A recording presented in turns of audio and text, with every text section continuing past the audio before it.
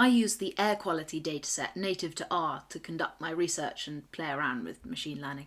So it was recorded in New York from May to September 1973, and it has 4 measures of air quality: ozone parts per billion, solar radiation, wind speed in miles per hour, and temperature in degrees Fahrenheit.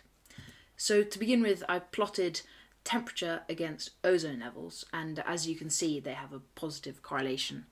Now that's actually not because of the ozone in the higher atmosphere, but it's because of ozone is formed on the ground level when pollutants such as nitrogen dioxide come into contact with sunlight, and sunlight is usually correlated with an increase in temperature. So I then went on to plot wind speed against ozone levels, and this had a negative correlation. However, I also coloured the points by temperature, so this uncovered a couple of things.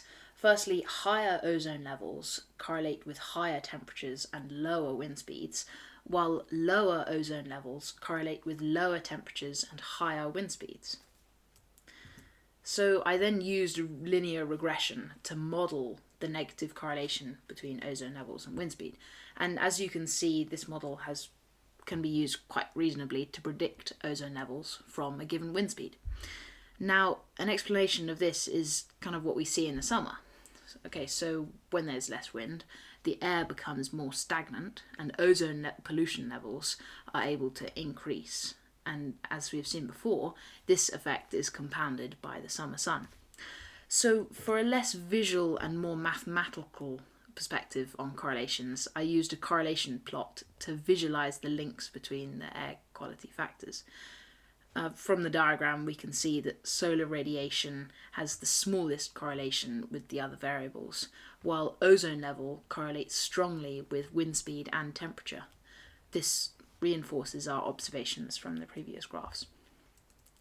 So I then decided to train a neural network to predict the temperature based on the other 3 factors. And I mostly expected that it would be able to predict the temperatures quite easily based on the correlations we've just seen. However, temperature was a continuous variable and not discrete. Therefore, I needed to round the temperatures to the nearest multiple of 5 to produce 9 discrete categories. Unfortunately, the model only predicted 3 temperatures correctly in the whole test set, and it predicted almost all of them to be 85 degrees.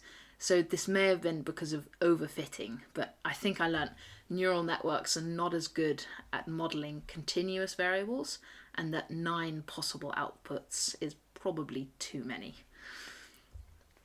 So since neural networks were not very successful, I decided for the final plot to use principal component analysis, PCA, instead, as it was more oriented to a continuous dataset. So this showed that temperature and ozone levels have the greatest contribution to the principal component 1, and therefore on the spread of the data. Also, interestingly, it shows them almost identical directional contribution, which is possibly because of what we saw in the previous plots.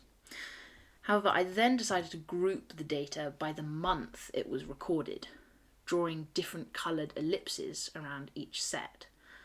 Although the months are originally a continuous variable, it indicates a gradual migration of the data. So the ellipses start at the top left there, top left in May, and then they move gradually to the right and then to the far right in August. And then the lightest ellipse you can see moves quite quickly back then left again in September.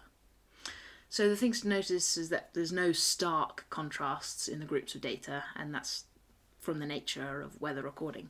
However, it shows quite clearly and quite nicely the gradual change in climate and air quality over the course of the summer months.